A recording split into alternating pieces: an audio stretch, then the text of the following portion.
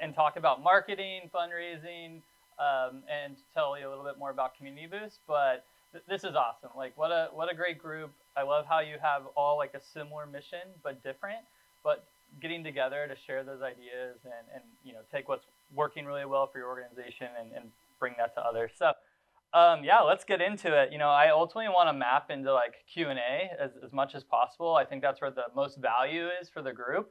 But I definitely wanted to kick this off with a little bit of an interactive workshop and talk about digital marketing, right? And which of course is, as we get our mission out, we're then able to ultimately drive funding, which allows us to deliver our program. So first, taking about 30 minutes to just do like an interactive workshop. I thought about doing like paper and this whole thing, and then I'm glad I didn't. So it's going to be online. You'll just have to get your phone out. So get ready. And then part two, just some hot takes, like things that I think are really relevant when it comes to marketing and the social sector, especially as we gear up for 2024. And then definitely want to have as much Q&A as possible. So to tell you a little bit more about myself, Community Boost, what we do. So we're one of the leading digital agencies that help specifically nonprofits. We're certified in all major ad platforms. So things like, does anyone here have like the Google ad grant? Anyone? I do. All right. I have it because of Community. Okay. Well, this is going to be a talking point. So. I didn't know about it. Okay, so for those that don't know, if you're a approved 501c3, you can get $10,000 a month in free Google search ads. So it's not actual money, but it allows you to drive traffic to your website, right? So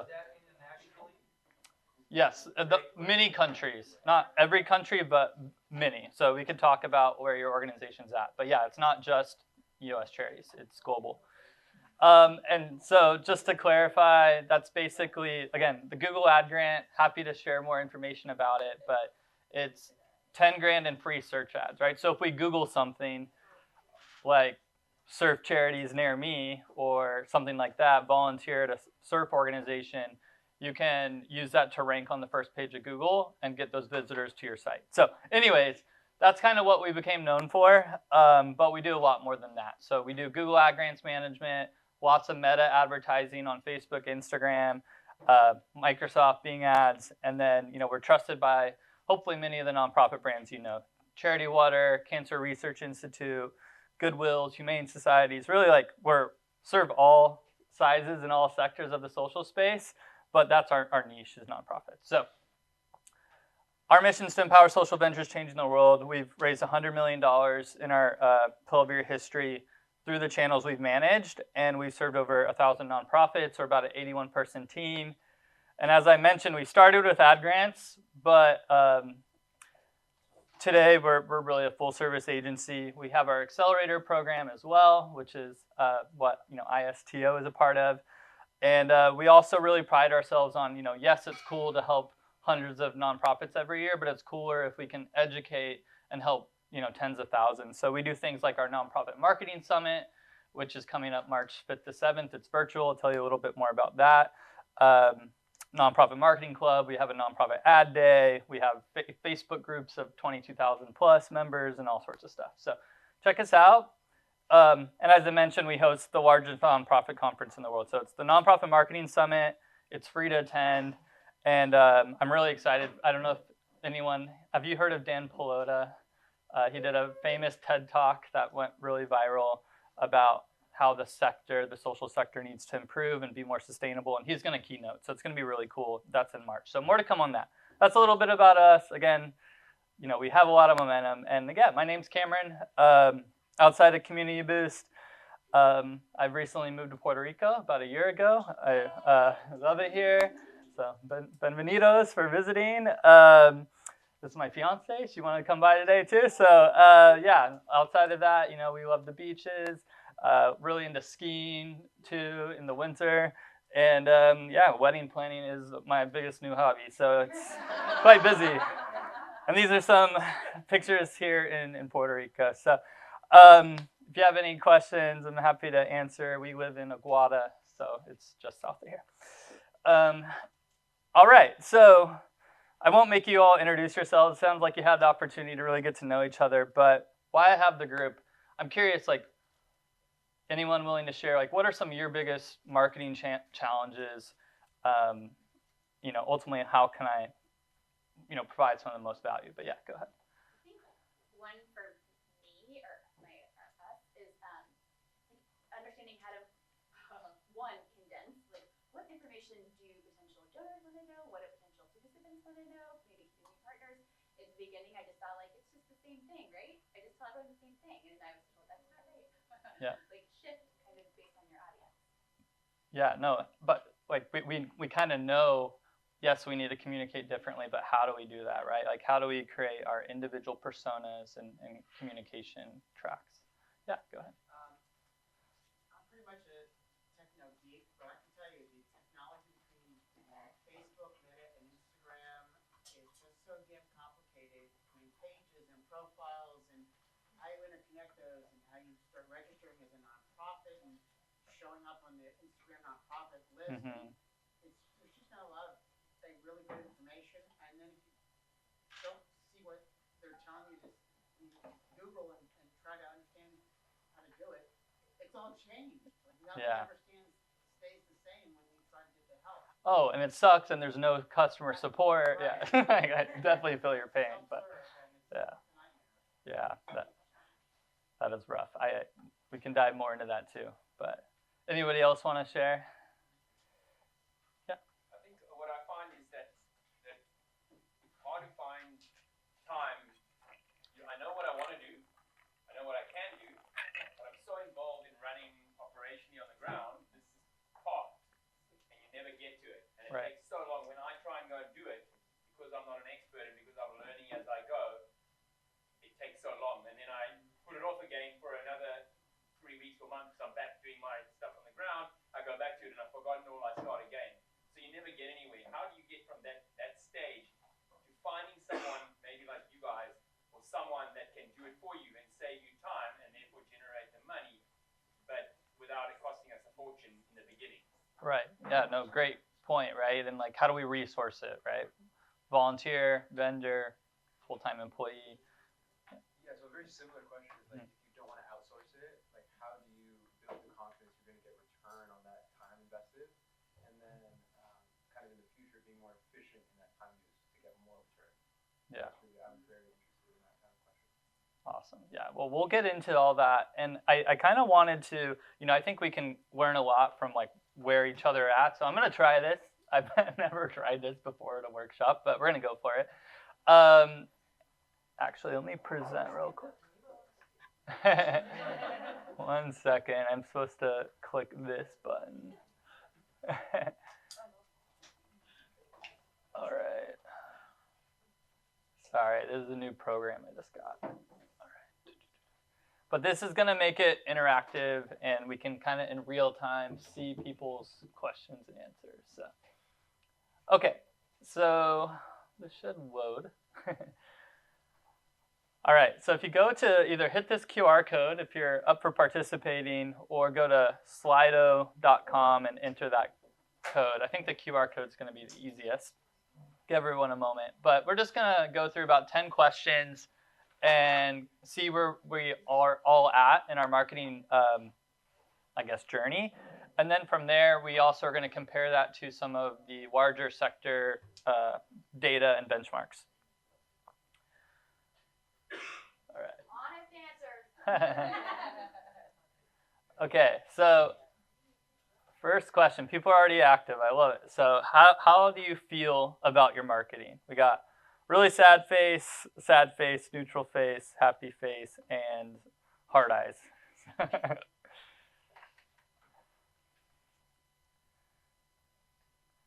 So a lot of neutral, others dissatisfied, about 30% dissatisfied. Got 5 or 7 that are really happy. 10%. All right. Who are those? I'm curious. If you're willing to raise your hand. Let's stand up. No way, I did not say. There we go. What organization are you with? Yeah. There are about 10 known surfers here.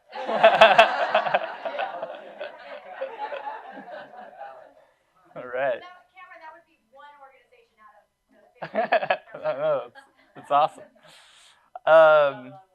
All right. Well, we'll keep it moving. So, and if you're happy, I want you to chime in too with the group too. Like I definitely think the collective wisdom of this group is way smarter than me. So as we talk about these topics, feel free to provide value to the group too.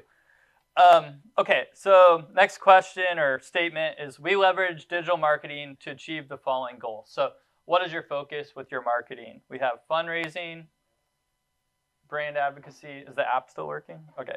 Fundraising, brand awareness, recruitment, advocacy, and program-related goals. There's an other, so you can hit that, I guess. But you mean like, yeah, not. Gotcha. All right, so fundraising, huge priority.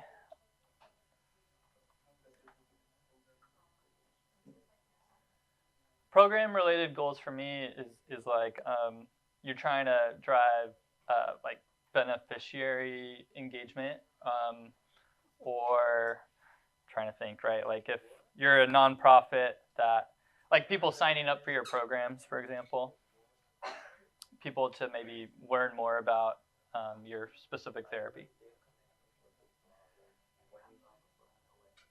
All right, we'll keep it moving.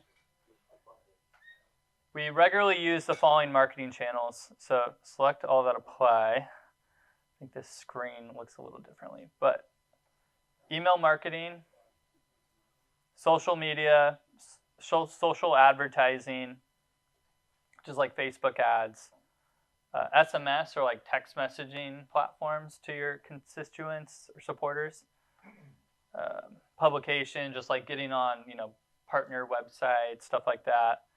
Direct mail, I know we're talking a lot of digital, but direct mail is, something many nonprofits still utilize.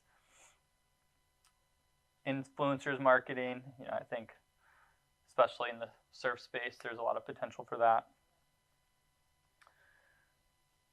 All right, so mostly social media. Email marketing, surprisingly second. It's often first, but yeah, interesting to see. Keep it moving. All right, what social media channels does your nonprofit use? You can select all that apply. So Facebook, Instagram, Twitter, LinkedIn, YouTube, TikTok, Pinterest. I think there's an other down there.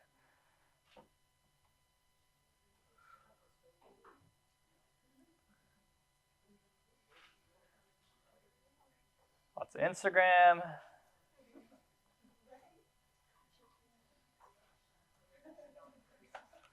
Got some people using TikTok for their organization. Who are those? Who are nice. Whatever I post on Instagram, I just post on TikTok, and so then it's easy because then it's just I just have to do one hit. Yeah. People with TikTok who are there, I don't really pay attention right now. Yeah. Yeah, on the personal front, I'm not, I'm getting old now, so I'm not that active in TikTok, but obviously it's like changing the world of digital, right? And it's like really, you're almost leading with content there that then gets distributed into Instagram Reels or YouTube Shorts now. All right, we'll keep it moving. Not a lot of Twitter. All right. So who's got an ad budget? Basically, what's your average monthly ad budget? Looks a little funky formatting, but $0, 1 to 250.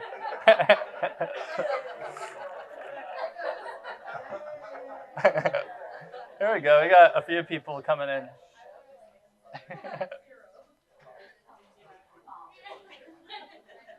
There's some people testing some paid ads, though. Who's testing any advertising? A little bit? Is it more like boosting posts or meta ads? Okay, gotcha.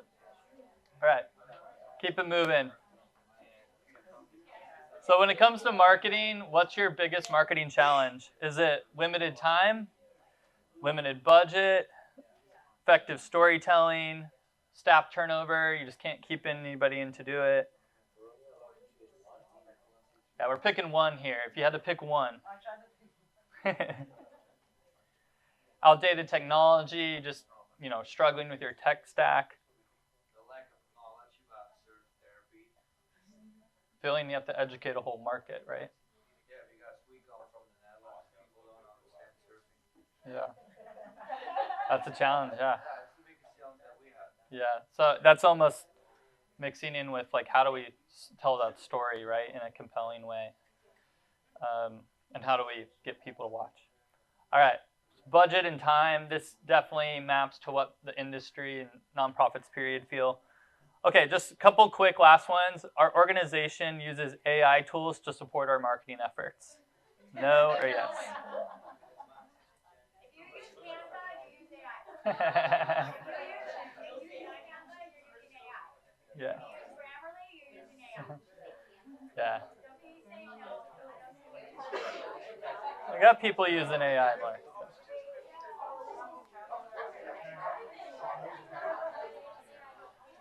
All right, couple last ones. We built an online, this is, I think, the last question, but we built an online community for our supporters. And however you define that, but like a place where your supporters can hang out online.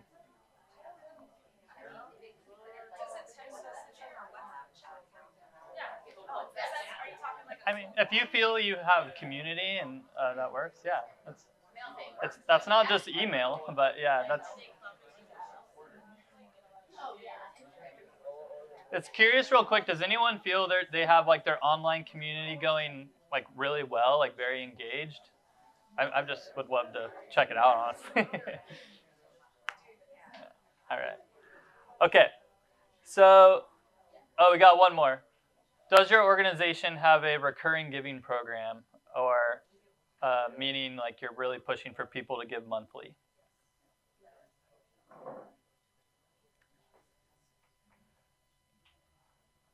So about 60% no, 40% yes. It's about half and half. All right. Okay, this is the actual last one. So, forgot I added this. Describe your organization's marketing efforts in just one word.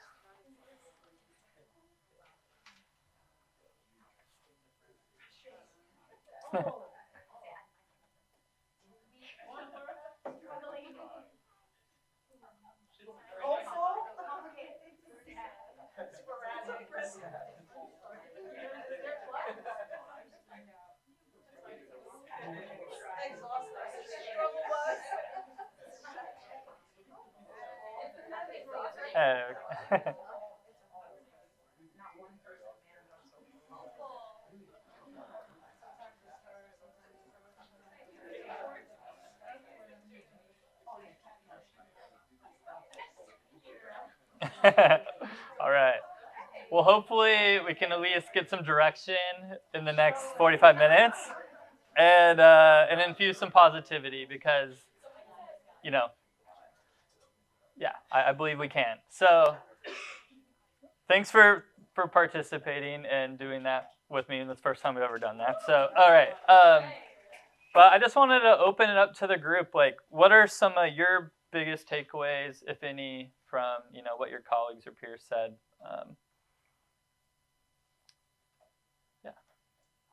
I think just seeing this group of people, it just reiterates how important your community is. The surf community, the fact that I find that a lot with surfing, that everyone is just willing to lend a hand, and it's just an idea of how are we going to use that for also monetary gain to make sure that we keep the dream alive, so to speak.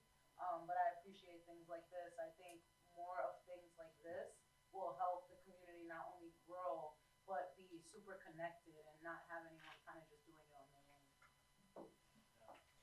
That's well said. Yeah.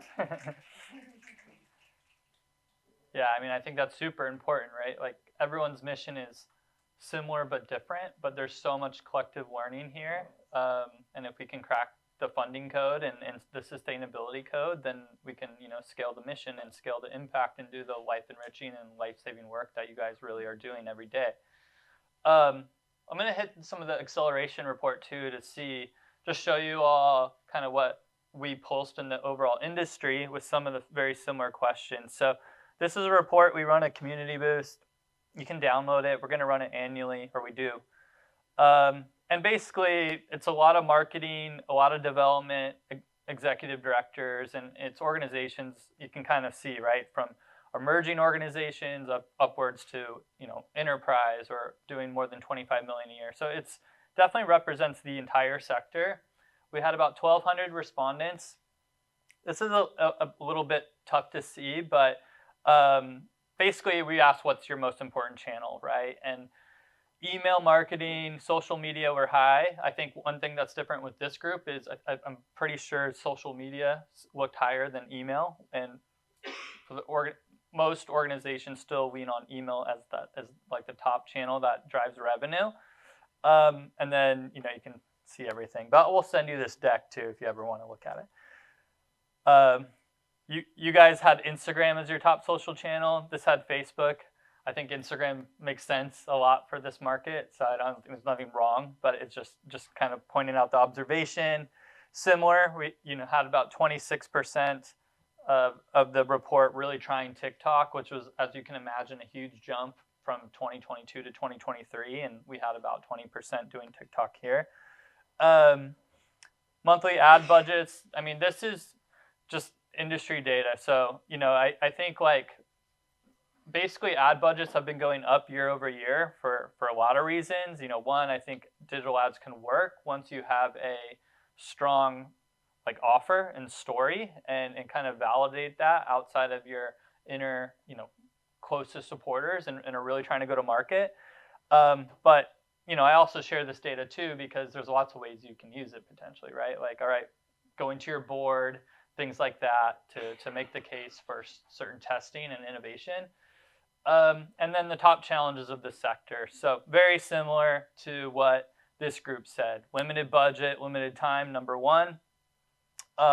We saw board constraints jump huge in this past year. I think like with what was happening in the economy and everything like that, there was a lot of just hampering things down, cutting marketing, cutting stuff like that. And then staff turnover actually went really up this past year too, just kind of everything going on with the Great Resignation and just the economy as well. Okay, so that's that. So I'm just going to kind of fire off a few hot takes, and then from there, happy to answer any specific questions. It sounds like talking about fundraising, getting those things just going, period. A little bit of a playbook, that kind of discussion would be really valuable as well.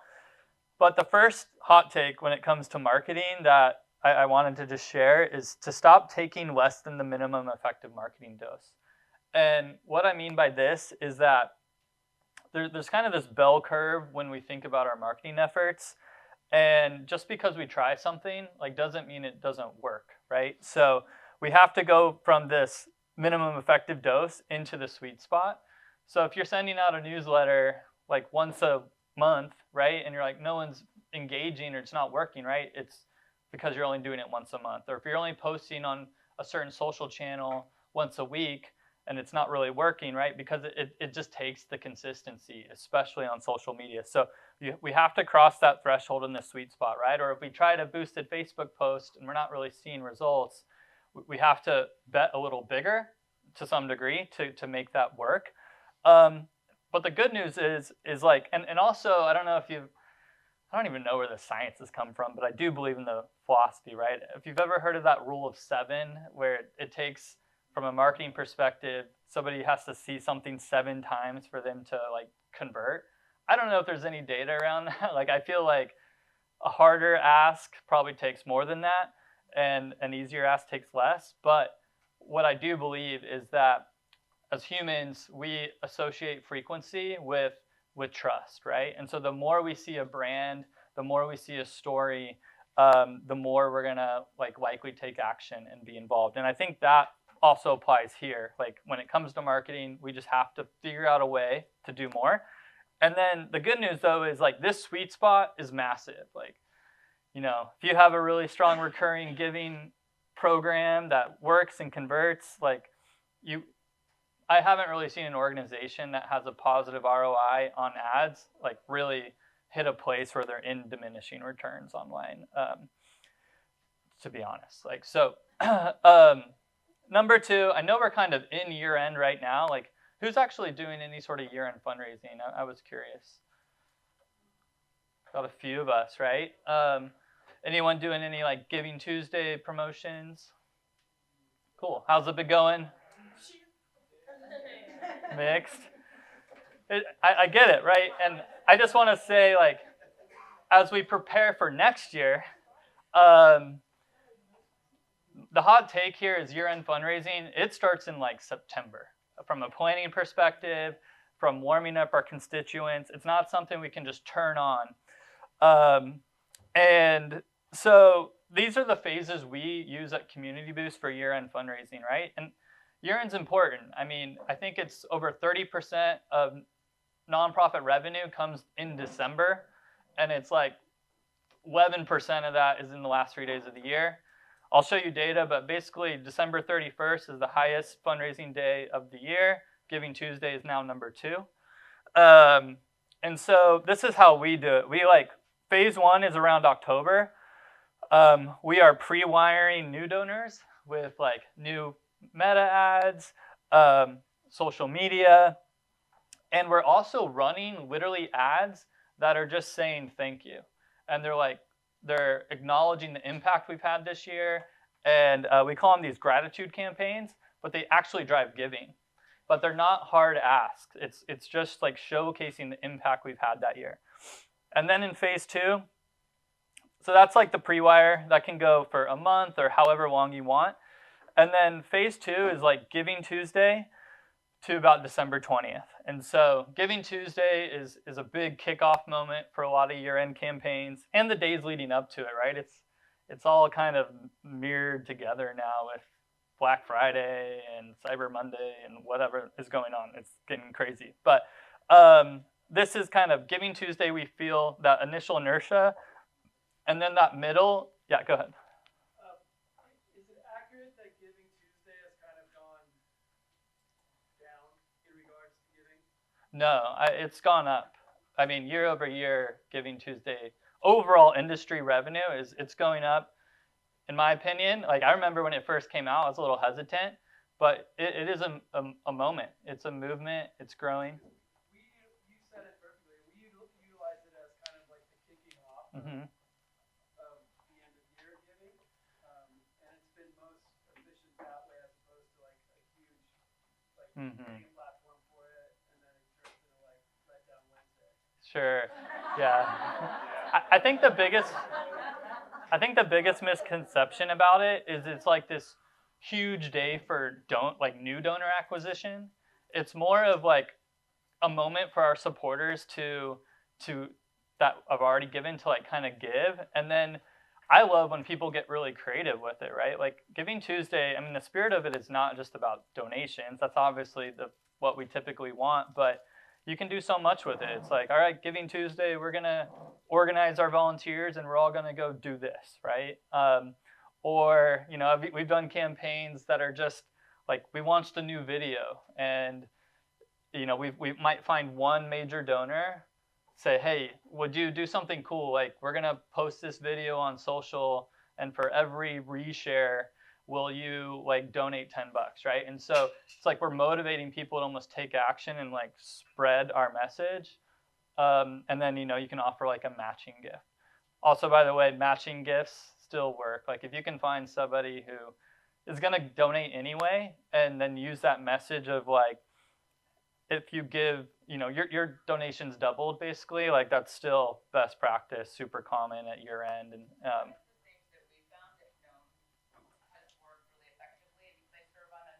boards, they don't do it as effectively, is actually using Giving Tuesday to mobilize our donors to reach out to their networks.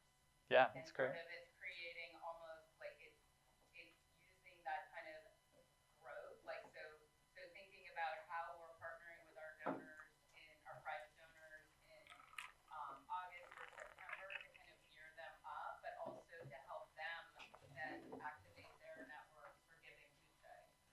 Yeah, no, that's totally like getting creative with it, right? That's the Giving Tuesday campaigns that can stand out now. And then up until about like December 21st, it's there's the Giving Tuesday revenue, and then there's the year end, and there's kind of this plateau, right? And the whole game between that is to just try to lift that as much as we can. But then around year end is when we actually, especially if we're running ads, is we stop almost targeting new audiences, and we just focus on the audiences that are giving us the most engagement, and we just hammer that home, because this is also when ads get more expensive. All the for-profit retailers are running ads as well. And so it's all urgency. And then remarketing. And what we mean by remarketing is you can run ads that people that have hit your website and they haven't actually donated or converted yet, but you just keep running the ad, because whatever reason, right? Like, I saw your campaign, I might have been busy, I might have been about to go surfing, and I just didn't donate, right? And so we want to hammer that remarketing home until somebody converts. But then from there, year end is not over on December 31st. I think what really separates, great fundraising organizations from, those that are getting started is the gratitude piece. And so we actually, again, run a ton of stewardship campaigns, gratitude, and then especially if we have a first-time donor during year end, how do we move that person into some sort of recurring donor? And I'll talk a little bit more about recurring giving, but getting recurring giving going and having that campaign, if you take anything away from this talk, is focus in on your recurring giving program and build it. And so that kind of leads me into, this just shows one of our partners, CRI. I won't spend a lot of time here, but we raised about $500,000 in this year-end campaign, and you can just kind of see the spikes again of Giving Tuesday and then that last wave of the year. We're running ads the whole time, but that's when you feel the waterfall, right? Go ahead. In regards to recurring giving, are you going to speak to strategies around specific to that?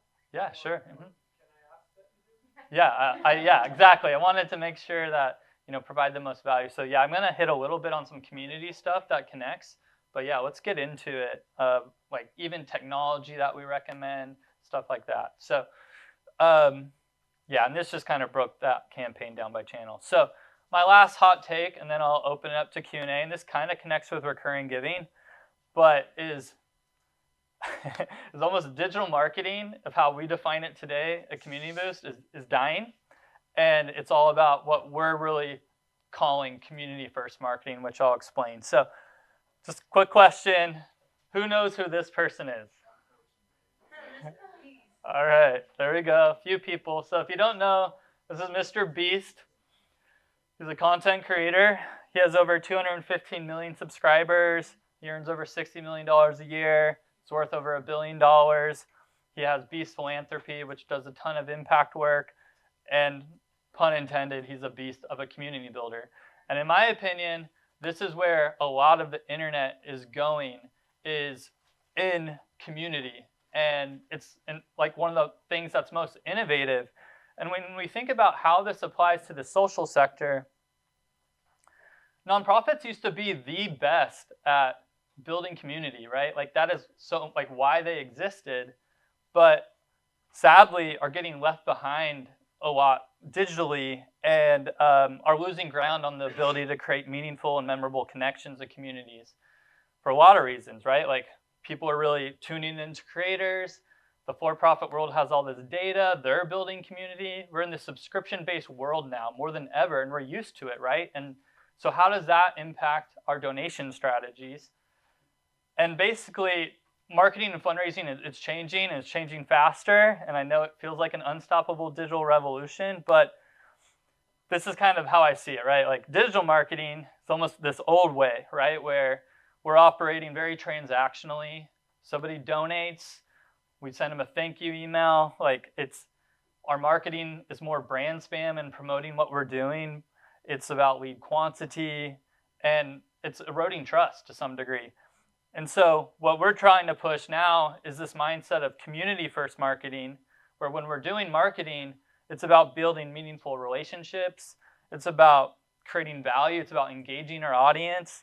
It's about lead quality. It's about not just capturing demand, but creating demand. And it's where we can actually strengthen the values of the organization because we can build community online that where people, so many of you have the same ethos here, the same values, right? And the people in your organizations do too.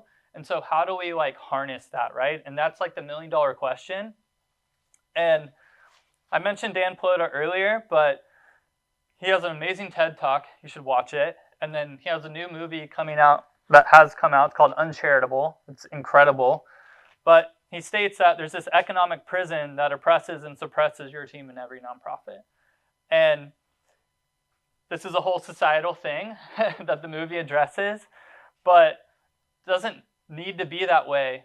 But the system is broken, right? Because what happens to every organization I've ever worked with is whether you hit your fundraising goals or not, you're asked to raise more, you're asked to do more, and you're not getting more resources. And so, one, that's not sustainable, much less scalable. And so how do we think differently? And that's where the power of community can come into play, right? And so, like, how does that look, right? We have to think differently. And that's where, I'm challenging you guys to think about, you run marketing, you do community-first marketing, where it's about value. And how I define that is a nonprofit growth strategy that uses relationships and partnerships to create, capture, and convert demand into revenue and ultimately impact. And so it's designed to put your community at the center of all your interactions and experiences, right? So a one-time donor, even if somebody gives like $200, a recurring donor through tons of data, like from class seed, stuff like that, it's a 5 times donor lifetime recurring value. Like the data is clear to focus on recurring giving, even if they're only giving $20. They're going to have much higher lifetime value. This 20x number, I don't know. I made this up this is the first time I've ever presented like where my mind's at for next year. But it's going to, in my opinion, be even higher, right? And so I'm challenging you to like grow your community, grow your impact, and then unleash the power of community-first marketing. And when I say community, I'm thinking scalable, predictable revenue, right? So we want to create meaningful connection. And I believe in 2024, people are craving meaningful connection more than ever before, right? Like, yeah, we're online. Yeah, we're wired in constantly. But let's use that in a positive way to where we're building connection. And then we want to focus on predictable recurring revenue, right? And I think that the future of the space is going to be dominated by nonprofits that leverage creators and communities to their fullest potential and really focus and build that recurring giving. I'm going to give you an example. And where things are going is like, if we want to do more but not have more resources, we need to go to our community. So we got to stop going one-to-one, and we have to start going one-to-many. So we're not in this go-to-market world anymore. We're in a go-to-our-community world. And then, so Charity Water is one of our partners, and they have an amazing recurring giving program called The Spring. Who here's heard of Charity Water? Yeah. They do incredible marketing, right? And they're very different. And we were fortunate to have Scott Harrison speak at our Nonprofit Marketing Summit a couple summits ago. We do it every 6 months. But The Spring, when I asked Scott if there's anything he would do differently, again, like, and basically what Charity Water does is they provide clean water access to people all throughout the world. And there's a whole incredible story. If you want to learn nonprofit storytelling, watch their videos. But I asked him if there's anything you do differently, what would you do in your whole journey? And he said, from day one, I would have focused in on recurring giving. And that's a huge statement coming from somebody who defined what a birthday fundraiser is. They literally built the technology before it existed. Like, it is huge. So The Spring is this program where if you give $5 a month or you go give $100 a month, as long as you're giving monthly, you're part of The Spring. And you get, personalized emails, things about the mission. During COVID, if you're part of The Spring, he did a Zoom talk. You could go hear all about what Charity Water was doing because you thought COVID was bad here. Like, imagine in these third world countries where they don't have water. And so they have 70,000 monthly givers. The average gift amount is $27.61. It does over $24 million a year in revenue. Has a 2% churn rate, right? Like, they're treating it like an e-commerce business. global impact, 149 countries. And yet, talking to Scott, he still says there's this massive opportunity where he doesn't even feel like it's that strong of a community. Like he wants it to be so powerful of the content in the community that when you're debating, do I get rid of my Netflix subscription or my Spring subscription, it's a no-brainer. You want to stay with the Spring. And sadly, he doesn't. He feels like no one's going to give up Netflix, right? So it's like, so that's like his goal, right? But when they have that powerful program, they can funnel all their advertising into it, and they know that okay, if we spend $100 on ads, we're going to get this many Spring members. We know it's a positive ROI, and you can just scale it, right? And so that's like, I think, is where the space is going. We're in this subscription-based world. So they're winning, even though they think they can improve it a lot. And I think who's losing is the whole sector that's not focused on this, because there's this whole book called The Generosity Crisis that basically makes the case that like we need to reimagine philanthropy, and because we're eroding trust within this space and sector, period. Not just sort of organizations, just like giving in general. There's generational shifts happening too, right? People are just thinking differently, right, as generations, age. So I want to get more into Q&A, but this is kind of a model of how we see community first marketing working. But basically, we lead with our community, like our community-led growth, where we're creating demand.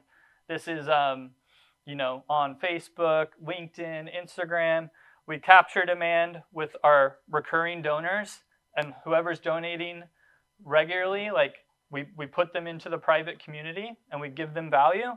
And then the goal is some of those are like creators, right? And that's where the leverage comes from, is whenever we're building community, it's important to remember like the 99-1 rule. So if you have a community, even if it's paid members, that's the goal, is like they're in there because they're a recurring donor.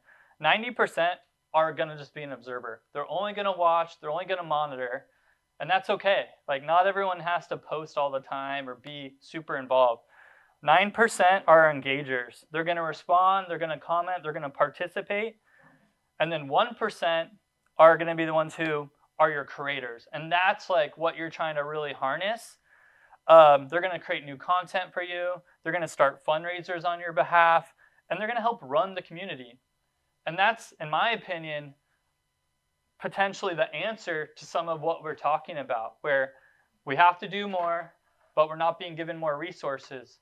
So why not use the power of the internet, build community, build potential creators to actually have those resources, right? So this just kind of covers that, right? And the last thing with the sector is like we spend so much time chasing major gifts. It makes sense. We need big checks or grants or whatever it is. But these people, even if they're only giving $20 a month, they are your future major gift pipeline as well down the road, right?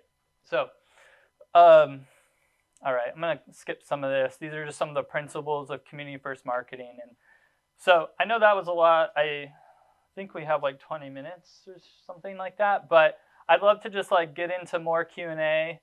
I think I can provide the most value of anything marketing related, management related, Puerto Rico recommendation.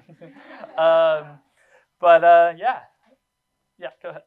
Where could we find more information on like the summit you mentioned? Because I feel like organizations like ours, we need to be in places like those. Yeah, great question. So I'll kick off with that. So I have some slides here real quick and some resources. So if you missed our last summit, so our last summit was 3 days, 79 sessions, 126 speakers. We had speakers like Seth Godin, Misty Copeland, people from Giving Tuesday, Save the Children, etc. We usually have that in what we call a VIP pass, which is now retailing for a lot. But I'm going to give it to you guys for free, so you can get all those recordings. So you can hit this QR code, can email this out too. But it's cool. It's like we got it in this whole course platform, and you can go in and like watch it on your own time and whatnot. So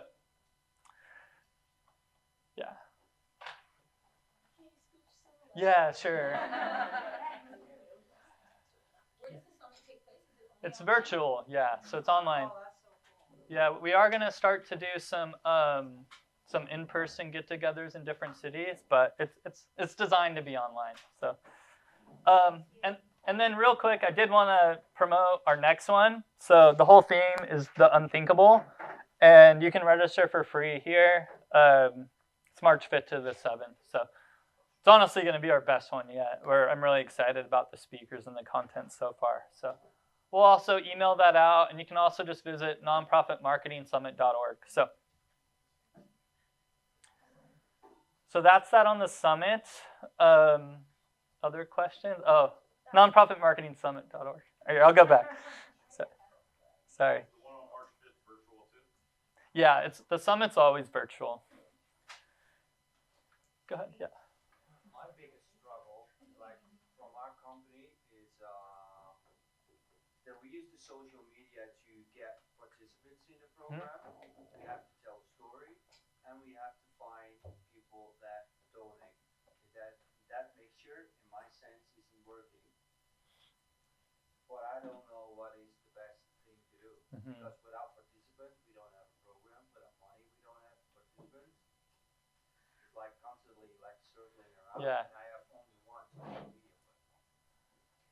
So, are you worried about the digital marketing, like social media? If I do it for taking participants in, my story is different than when I tell a story to get donations in. Yeah. Because if I point our attention to participants, I have to create a safe space and have to lure somebody in and try to get them into the program.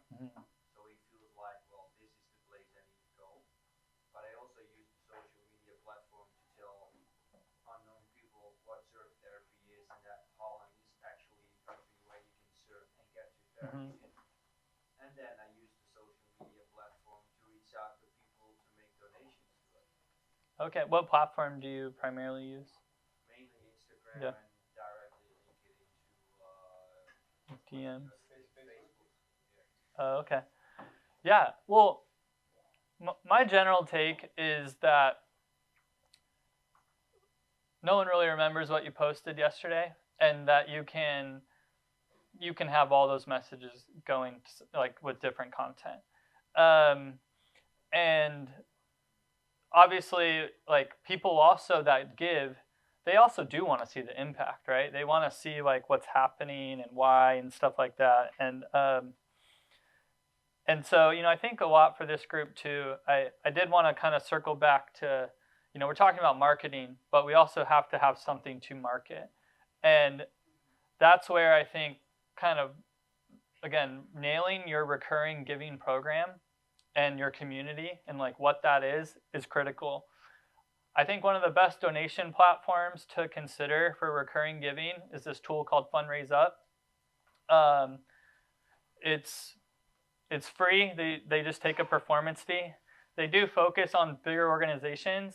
However, like if we can get you on the platform. But what's awesome about that tool is like if someone's trying to donate on your site, it'll automatically help move them into a recurring gift. And it's just a really, really awesome tool. And then as you get more sophisticated, it still works. It's got great like ad tracking capabilities and stuff like that. So Fundraise Up. Oh, and then, yeah, go ahead. So what do you recommend when you're getting started, the first stages of putting the organization together? There's always a budget and time restraint. What do you recommend the content and the strategy behind the marketing looks like? Because sometimes you want it to look good to tell a story, but where do you create that content from, and is there a strategy that you would recommend? Yeah, definitely. It's definitely a huge topic, right? But and I'll have some like service offerings that you guys can consider too. But I think kind of back to like almost like what's your spring a little bit is where I would start today in 2024. Is why should somebody give ideally monthly, and how do we frame that story? and then and really thinking about the impact you're making in the world, right? And not everyone needs to necessarily surf to care about this. Like, I'm honestly not very good at surfing, but I would care about a lot of these causes, right? And so thinking about like how you can frame that and your like sustainer program, and then from there you're thinking about your different personas and like why they care, who they are, and think through like a lot of their their demographics, their psychographics, how they're often getting introduced to your cause. And then from there it's just about consistency and showing your impact, and we have to provide value. And so the best like community first recurring giving programs, they're going to have some level of value. And so they take time to get built, right? It's like, I think that's what's scary, is like, how do I create this? Like, just because I build it doesn't mean people is going to come.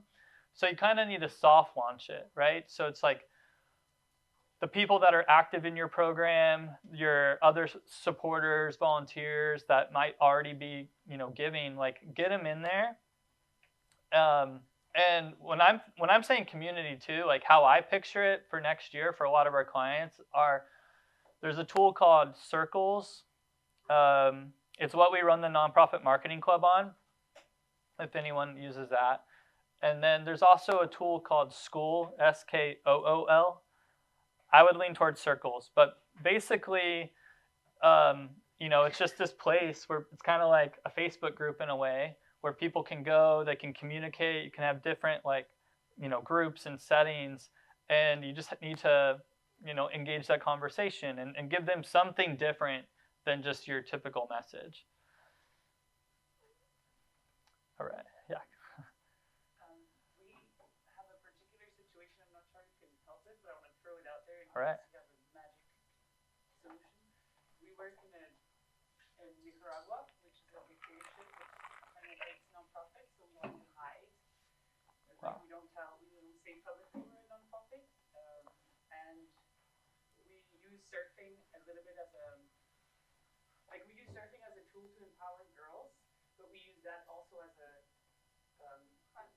front face, like it's all about surfing, but we do like a whole educational curriculum on the side, sexual education, mental education, Cool. and we can't really say that publicly, but that's what also would That drives a lot of funding. A lot of people are very interested in the educational side of how to use surfing, but that's not something we can't like shout it off the top of roofs. We have Yeah. to like be very secretive, and we can't like say we're a nonprofit. We can't say like online like donate because then they'll be like, wait, you're a nonprofit, but being a nonprofit in Nicaragua is hella complicated. Yeah, we could be shut down, So I don't know if there's a magical solution, but if you have like secret marketing ways. I